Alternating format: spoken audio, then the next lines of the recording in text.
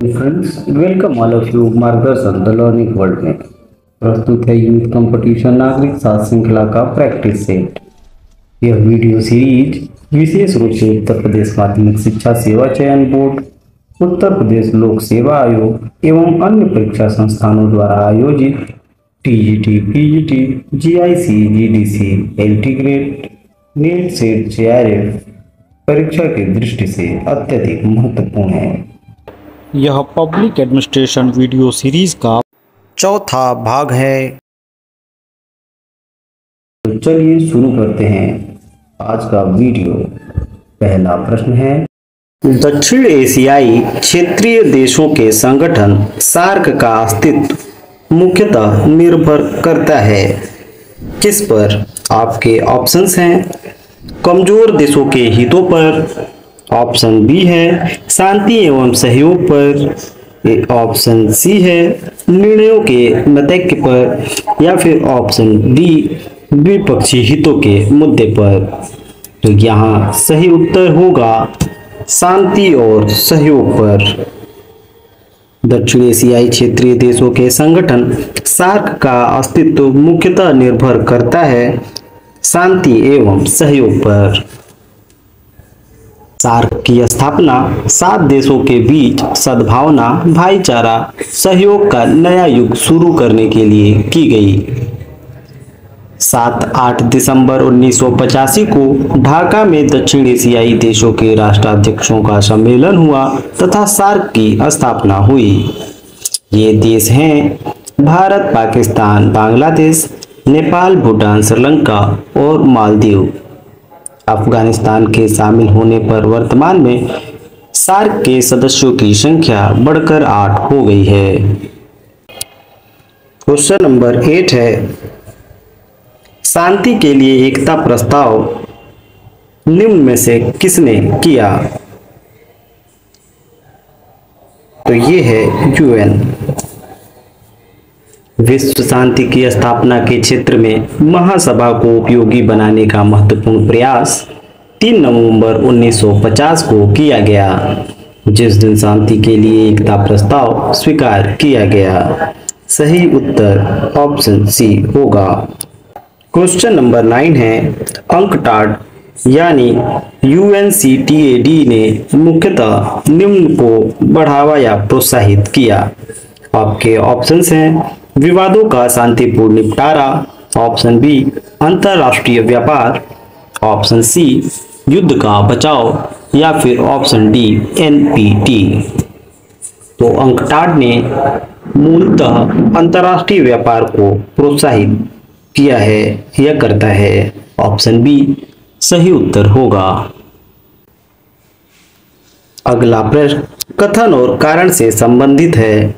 कथन है, उत्तर शीत युद्ध काल में निर्गुट राष्ट्रों का संगठन यानी कि नॉन अलाइनमेंट मूवमेंट अभी भी प्रासंगिक है। तो ये तो कथन सही है। कारण देखते हैं।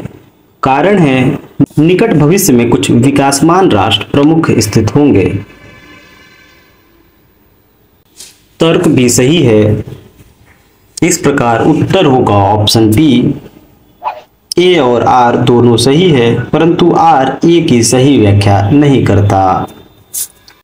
उत्तर शीत युद्ध काल में निर्गुट राष्ट्रों का संगठन अभी भी प्रासंगिक है, क्योंकि इसे अब असुरक्षा उभयपास के तहत आतंकवाद, अतिवाद तथा अन्य आंतरिक सुरक्षा से निपटना और ऐसी की गई भविष्यवाणी सत्य प्रतीत होती है। विकासशील राष्ट्र विश्व व्यवस्था में प्रमुख स्थिति में होंगे, क्योंकि भारत एवं चीन उसी ओर अग्रसर है। नॉन अलाइनमेंट मूवमेंट की स्थापना 1961 में नेहरू नौसेना टीटो द्वारा बेलग्रेड में की गई थी। अगला प्रश्न भी कथन और कारण से संबंधित है। कथन है, भारत और चीन दोनों ने 21वीं सदी में एक रचनात्मक एवं सहयोग के संबंध का मार्ग अपनाया है। कथन ए सही है। और तर्क है, चीन ने पाकिस्तान की परमाणु नीति का विरोध किया है। तो ये ऑप्शन गलत है। यानी कारण गलत है। केवल कथन सही है। इस प्रकार सही उत्तर होगा ऑप्शन सी, ए सही है और आर गलत है। अगला प्रश्न है, भारत और चीन संबंधों में निम्न घटनाओं को कालानुक्रम में रखना है। तो इसमें सबसे पहले जो घटना आती है वो है भारत द्वारा पीपुल्स रिपब्लिक ऑफ चाइना को मान्यता देना। भारत ने पीपुल्स रिपब्लिक ऑफ चाइना को 1949 में मान्यता प्रदान किया है। उसके बाद आता है पंचशील समझौता 1954। फिर दलाई लामा का भारत में प्रवेश करीब 60 के दशक में। फिर आता है भारत चीन के दैत्य संबंधों की 50वीं वर्षगांठ लास्ट में, यानी सही उत्तर होगा 2 3 1 4। ये सही क्रम होगा। पहले होगा भारत द्वारा चाइना को मान्यता, फिर पंचशील समझौता, उसके बाद दलाई लामा का भारत में प्रवेश और फिर भारत चीन के दैत्य संबंधों का 50वीं वर्षगांठ। भारत एवं चीन न केवल पड़ोसी राज्य हैं बल्कि उनके प्राचीन काल से ही सांस्कृतिक संबंध चले आ रहे हैं, जिसका इतिहास साक्षी है। दोनों साथ साथ ही स्वतंत्र हुए, भारत 1947 में और चीन 1949 में। प्रश्न में फिर सही कालानुक्रम को पहचानना है। चलिए देखते हैं। ऑप्शंस में है maastricht संधि, एनपीटी, बेलग्रेड परिषद और साल्ट। बेलग्रेड परिषद होता है 1961 में, एनपीटी 1968 में, maastricht संधि होती है 1992 में और साल्ट होता है 1972 में। यानी सही क्रम होगा 61, 68, 72, 92। यानी घटनाओं का सही कालानुक्रम है 3 2 4 1। बेलग्रेड, एनपीटी, साल्ट और maastricht। अगला प्रश्न है, सूची 1 का सूची 2 से मिलान करना है। तो चलिए देखते हैं।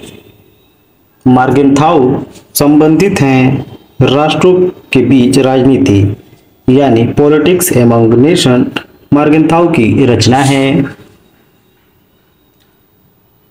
E.H. कार की बुक है 20 year crisis, option D. Kenneth vaults की पुस्तक है। केनेथ वॉल्ट्स संबंधित है थ्योरी ऑफ इंटरनेशनल पॉलिटिक्स से और सेलिंग संबंधित हैं संघर्ष की युक्ति, यानी द स्ट्रेटजी ऑफ कॉन्फ्लिक्ट से। इस प्रकार सही उत्तर ऑप्शन सी 3 4 2 1 होगा। फिर प्रश्न में सूची 1 का सूची 2 से मिलान करना है। तो आइए देखते हैं। गैट यानी GATT का संबंध है agreement of traffic and trade से। सार्क यानी साउथ एशियन नेशन। नाफ्टा संबंधित है नॉर्थ अमेरिकन स्टेट से और ट्रिप्स मतलब इंटेलेक्चुअल प्रॉपर्टी राइट से संबंधित है ट्रिप्स। इस प्रकार सही उत्तर विकल्प डी 4 1 3 2 होगा। आज के लिए इतना ही। मिलते हैं अगले वीडियो में।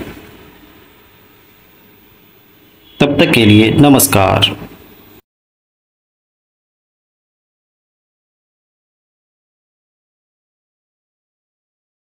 को शेट ठोक दीजिए, महाकाल का दबा के लाके शेट ठोक दीजिए।